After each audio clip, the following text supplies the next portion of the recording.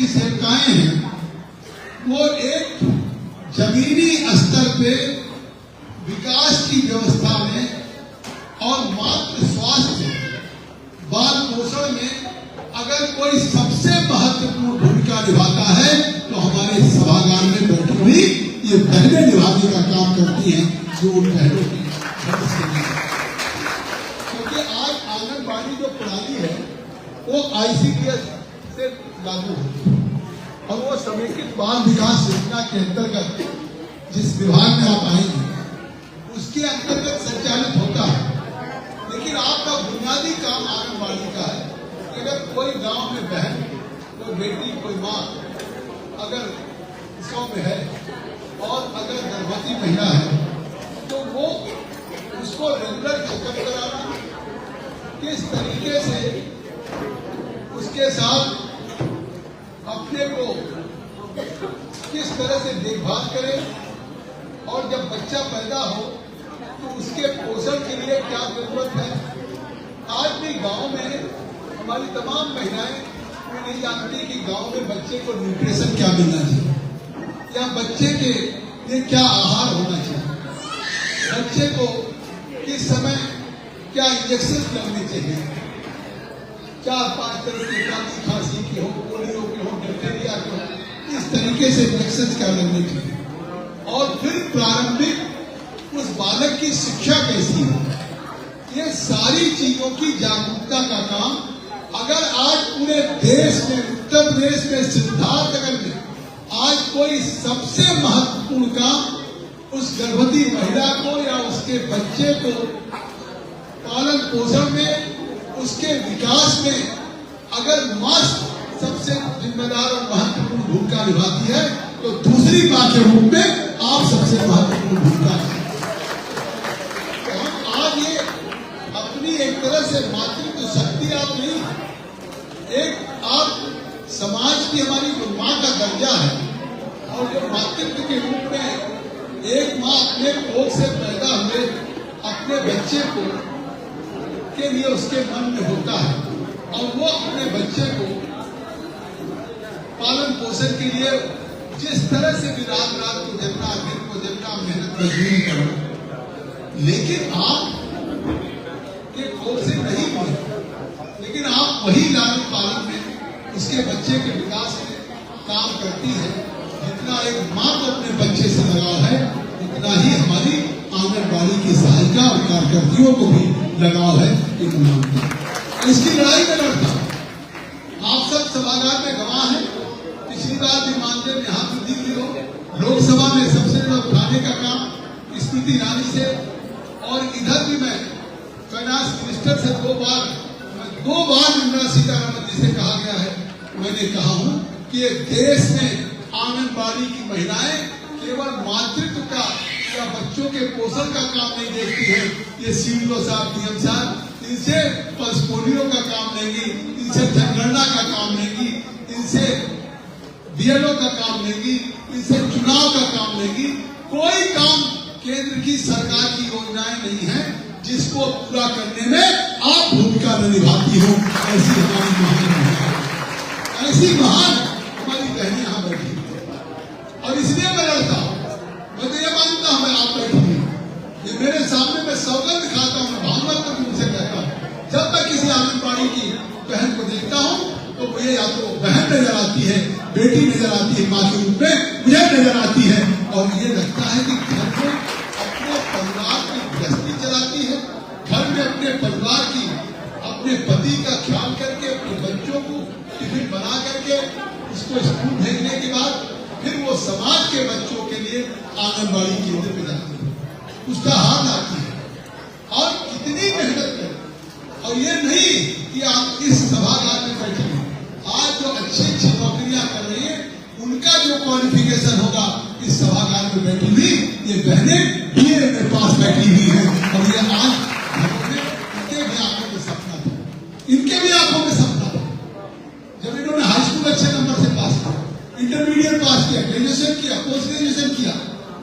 तो इन्होंने आल्सो हर के सपने होंगे, युवा हो तो उसके सपने हैं, नौजवान हो तो उसके सपने हैं। और बेटियां हों तो उसके साथ मैं देर से आया, लेकिन सौगंध है कि आज मेरे एक मित्र है, आप भी से हो सकता कुछ लोग नाम जानते हो, श्री अरुण कुमार मिश्रा है, तो मेरे साथ हमेशा राजनीति में रहे। मैं विधायक था, वो विधायक थे, मैं एमएलसी था, वो एमएलसी था। मैं उत्तर प्रदेश कांग्रेस का अध्यक्ष बना, इससे पहले वो उत्तर प्रदेश कांग्रेस के उत्तर प्रदेश के कोऑपरेटिव मिनिस्टर थे। उत्तर प्रदेश के सार्वजनिक जीवन में बहुत वरिष्ठ मंत्री थे प्रदेश कांग्रेस। मेरे 30-40 साल के दुर्भाग्य से उनकी निधन हो गया। आज उनकी गृहिणी जौनपुर से इलाहाबाद के बीच में मुगराबाद साहब और सीडीओ साहब ने इस कार्यक्रम के लिए मुझे आमंत्रित। कोई और कार्यक्रम होता, मैं सीडीओ साहब कल भी एक कार्यक्रम था, हमारी नीति आई थी मैंने यहाँ पर, इसके पहले का कार्यक्रम। लेकिन अभी जब एसपी अग्रवाल साहब बोल रहे हैं तो आप ध्यान नहीं दे पाते। आप यकीन करिए कि कल मैं जब दिल्ली से लखनऊ आया हूं, 6 बजे निकला हूं, तो 360 किलोमीटर मैं लखनऊ से बदायूं गया हूं, बदायूं से उजियानी गया हूं, और फिर वहां 2 घंटे इंटर कॉलेज का उद्घाटन करके बदायूं और उजियानी से मैं लौटा हूं लखनऊ साथ में। वहां से बस्ती 10 बजे आया, 12 बजे रात को गोरखपुर पहुंचा, 3 बजे रात में आया। कल एक दिन में इस उम्र में मैं 1100 किलोमीटर चला हूं, केवल आपके इस कार्यक्रम में आने। हमारे जौनपुर के महाराष्ट्र में पूर्व गृह मंत्री कृपा शंकर सिंह, उनसे मैंने वादा किया कि मैं पहली को बदायूं जाऊंगा, उजियानी का कार्यक्रम करके आऊंगा और शाम को मैं लखनऊ आ जाऊंगा, रात को रहूंगा, मैं भी मुंबई से लखनऊ आ जाऊंगा और 2 तारीख को हम लोग साथ ही जाऊंगा। तो शायद ये दर्द पूरे देश में नहीं हो सकता हम लोग एक कोख से न पैदा हुए, लेकिन मैं सौगंध खाता हूं जो एक कोख में भाई बहन का रिश्ता होता, वो जगदम्बिका पाल का रिश्ता आपके साथ है। मैं यहाँ पे रस्मी तौर से सर्टिफिकेट नहीं बांटता है, कोई रस्मी तौर से अपना वोट बढ़ाने नहीं आया, कोई रस्मी तौर से अपने चेहरे को दिखाने नहीं आया। 1100 किलोमीटर चल करके मैं लखनऊ रुक करके मुझे आज जौनपुर जाना है। मैंने आज भी अनुरोध किया सीओ साहब से कि मुझे इस कार्यक्रम में मेरे लिए जरूरी था, अन्यथा मुझे जौनपुर पहुंचना है क्योंकि मेरे 30-40 साल के बुजुर्ग थे, एक दिन सबको जाना है। तो आप समझ सकती हैं और आप नहीं रहती होंगी, लेकिन मैं सौगंध खाता हूं जब भी मुख्यमंत्री मिलते होंगे, अगर सबसे पहली लड़ाई लड़ता हूं तो अपनी आंगनबाड़ी की बहनों के लिए लड़ता हूं, सांसद रहा हूं। तमाम जब आपके साथ कहीं भी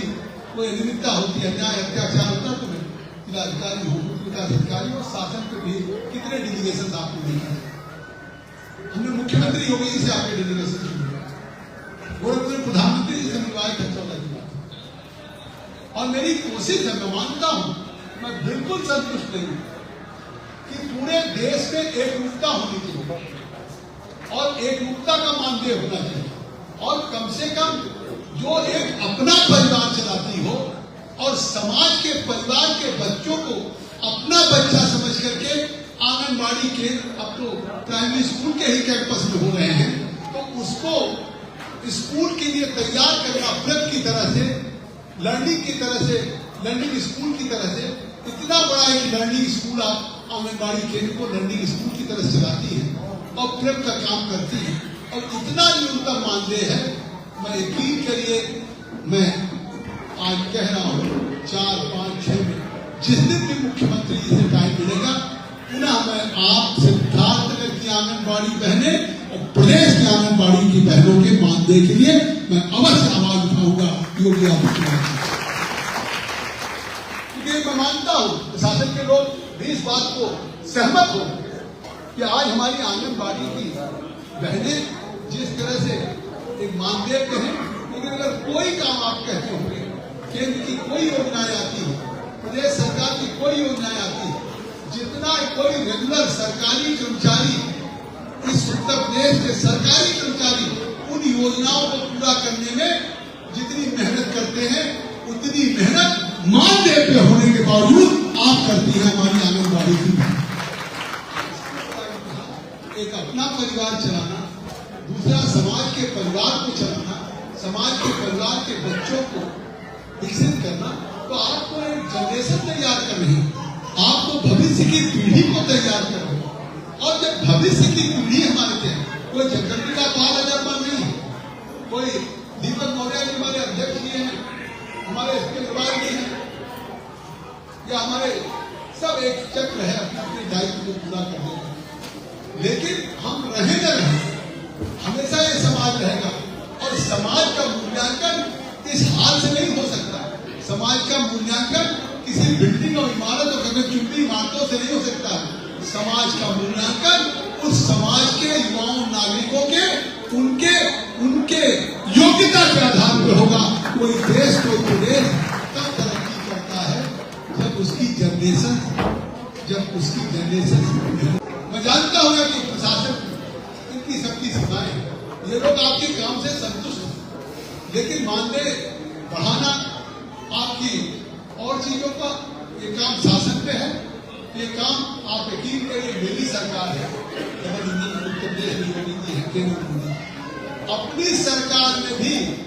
आप में से लोकसभा चैनल देखती होगी, सोशल मीडिया देखती होगी, तो आपको इस बात का संतोष होगा कि अपनी सरकार में भी भारत की पार्लियामेंट में कोई आवाज उठाने का काम करता है, तो आपका भारतीय जनता पार्टी का आवाज अपनी बहनों की